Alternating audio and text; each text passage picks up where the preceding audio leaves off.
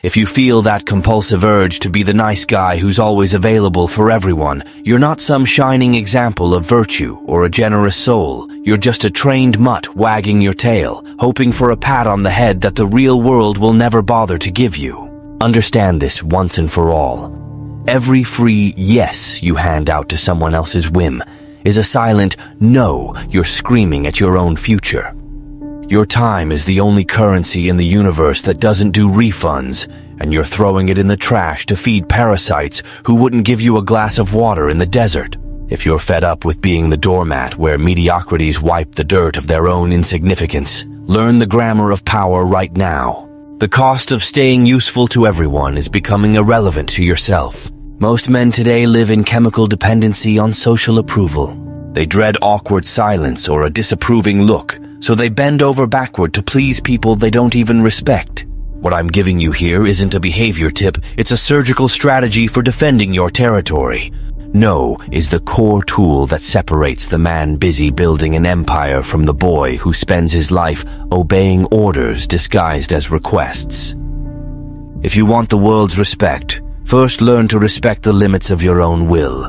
You need to get that anything in abundance is inherently cheap, and you're treating your presence like a clearance rack item in a store going out of business. When you're always available for every trivial favor and last-minute invite, you're not showing loyalty.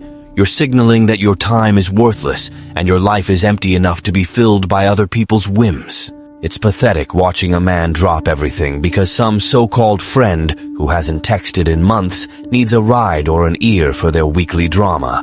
Saying yes to everything turns you from a man into basic utility, a doormat or trash can, something people use because it's convenient but never respect because it's always just sitting there. The social price of being the always available guy? You're first in line for favors but last for real opportunities or high-level respect.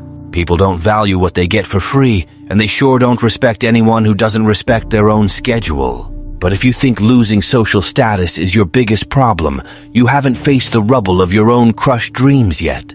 Now look at this calmly. While you were funding everyone else's comfort and success, you were declaring bankruptcy on your own potential. No is the most efficient social disinfectant there is, and you should be spraying it like your survival depends on it. Truth is, your current circle is probably full of people who only tolerate you because you're the free favor and validation dispenser. The second you apply the law of strategic refusal, masks drop faster than your weekend productivity. Anyone who pulls away or gets offended when you prioritize your life over their problems was never your friend. They were just a pissed-off customer mad the free service ended. Deny a risky loan to that deadbeat relative or say no to helping with a move from someone who never checks on you. Watch years of friendship vanish in seconds. This cleanup isn't losing connections. It's dumping dead weight that kept you from running. But the real threat isn't the beggars at your door. It's the silent parasite you feed in your own head every day. Now look at this calmly. External trash is easy to sweep, but internal filth demands stoic discipline most of you dodge so you don't have to face your own laziness. Saying no to the annoying neighbor or freeloading cousin is beginner level, but the real war is denying yourself the cheap dopamine that keeps you numb and obedient. What's the point of posting wolf quotes if you can't ignore the damn notification pinging every 5 minutes while you should be creating something real? You're comfort addicted, and your life story is being written by an algorithm built to keep you sitting, passive, while your potential rots in silence. The tyranny of internal comfort is the most twisted slavery. You're both prisoner and warden, slamming the cell door every time you choose extra sleep or cheap porn over the work that pays bills and builds your name. Real sovereignty isn't dominating others. It's strategic self-denial against your lowest impulses that whisper you deserve a break you haven't earned. When you close that useless tab and tackle the task that makes you sick to think about, you seize back control of your nervous system from forces that want you stuck and predictable. But don't kid yourself, this discipline isn't just bank numbers or cold office grind. Now look at this calmly. The world and women smell a man enslaved to his desires from miles away, and they don't pity him, they despise him. That's when it flips. The respect you chase isn't begged for. It's the automatic byproduct of unbreakable character and boundaries you set for yourself first. There's this romantic, pathetic fantasy in your head that the more helpful and available you are, the more people will value and want you around. Social biology is way harsher than your golden heart can handle. Nobody respects what they can control with zero effort. If you swallow every extra task and every backhanded joke with a weak smile, you're not building authority, you're proving your cheap, endless supply.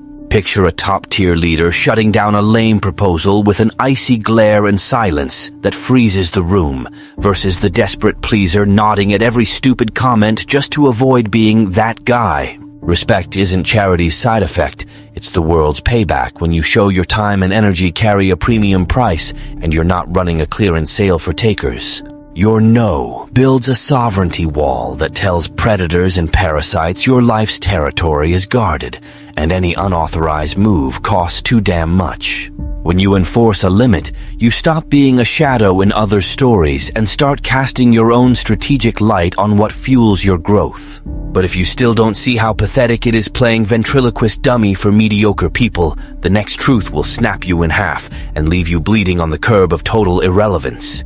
The truth. You don't say yes because you're generous or a misunderstood saint. You say yes because you're a coward, terrified of loneliness and rejection. You've mastered apologizing for existing, wearing kindness as a mask to hide your inability to handle a disapproving stare or awkward silence in a room of mediocrity. As long as you beg others for permission to steer your own life, you'll stay a servile extra in someone else's story, the one who had the balls to say no to your unmet expectations. Fear of being the villain in a parasite's tale is the chain pinning you down while your expiration date flushes down the drain of irrelevance. You choose the safety of voluntary slavery where everyone likes you, but no one respects you, over the cold freedom of strategic isolation where judgment is just background noise to your win. Stop lying to the mirror claiming you're helpful when you're really buying cheap insurance against facing your failures alone. While someone else's no can set your worth, you'll stay an emotional puppet on strings you helped knot. But this mental prison has one flaw you ignore to avoid acting.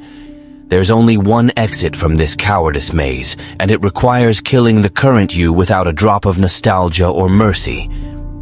From now on, treat your yes like a rare jewel locked in a max security vault, and your no as your default weapon for territorial defense against worldly mediocrity. Don't wait for a heroic moment or big break. Real power builds in the quiet routine of small refusals nobody sees. Start today.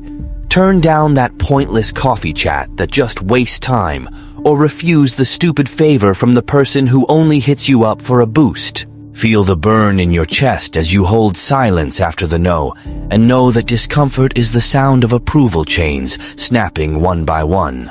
Let them call you cold, or say success went to your head while you lock in on what matters, forging your sovereignty and stealing your stoic character. Look manipulators dead in the eye and drop a short, dry no with zero explanation, because explaining submits you to their judgment. The lethal man doesn't apologize for priorities and never bargains his time with people who add zero value to his path. Guard every hour like strategic territory against the attention thieves infesting your circle. Choice is simple and brutal. Master surgical, ruthless boundaries, or let the world price you by how much it can use you for free. If you prefer the choking comfort of the collar and condescending pats from users over the icy freedom of strategic isolation, keep saying yes to everything. But if this finally woke you to the fact that no is the only real foundation of authority and self-respect, show me who gets the price of power. Drop real boundary in the comments so I can sort the men who seized command from the boys still begging validation. The choice between owning your life or being the doormat for others has always been yours. Your actions from here are the only proof that counts. See you at the top of the food chain or at the funeral of your relevance while you watch winners from the cheap seats. Decisions made now, live with it.